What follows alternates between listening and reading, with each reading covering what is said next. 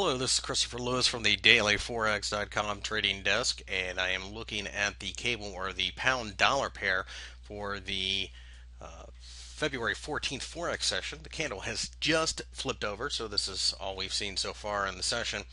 And as you can look at this pair, you can see that recently we've seen quite a parabolic move up.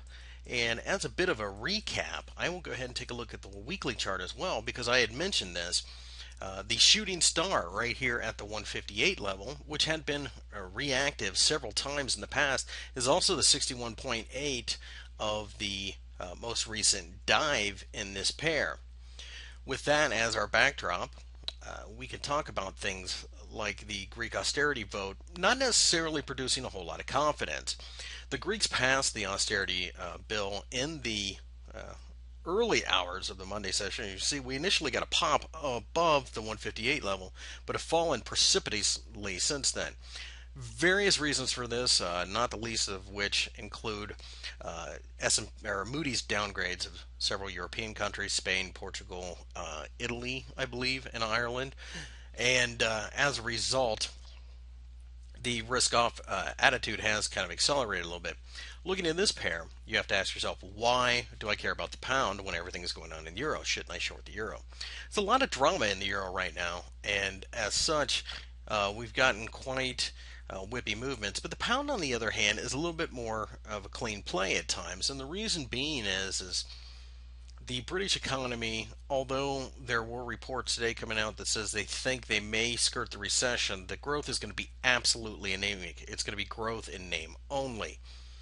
The U.S. economy, on the other hand, is growing. It's not exactly robust, but in comparison to the other major economies around the world, it certainly is. And then, on top of that, the UK is heavily exposed to Europe, to European, especially the banking sector, to European debt, other European banks, etc. So, with that and the fact that the British send 40% of their exports into the EU, the worst things get in the EU, the worst things are going to get for the pound. Maybe relatively speaking, this will do better against the dollar than the euro in general, but with the euro comes a lot of headline risk. Looking at this chart, we know that this is basically our shooting star from the week, and as I look at this, we have broke the bottom of the shooting star from the previous week, so technically we have a sell signal at this point. I want to see the 157 level get broken because it is the 50% retrace.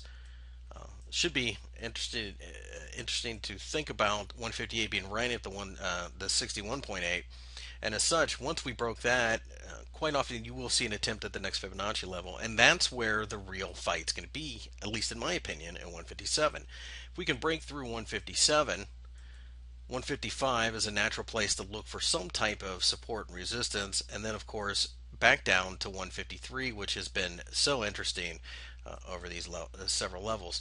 If we manage to break 153, then we're talking probably about the neighborhood of roughly 140 based upon a much larger head and shoulders, complex head and shoulders on the weekly chart.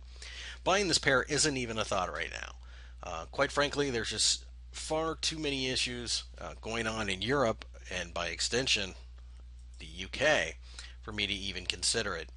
The 160 level would have to come into play as resistance at one point or another, you would think, and it is right in the middle of a cluster. So I just see that although there is a big cluster of orders here, overall, I think the downtrend is probably going to get a little bit more traction. And besides, even if we do continue upwards, this move had to pull back. So either way, it does look to me like at least a fall in the short term is in the cards. And I myself do believe that it is long overdue because this 500 plus and at one point 600 plus move in 30 days with almost no pullback at all was quite a bit overdone.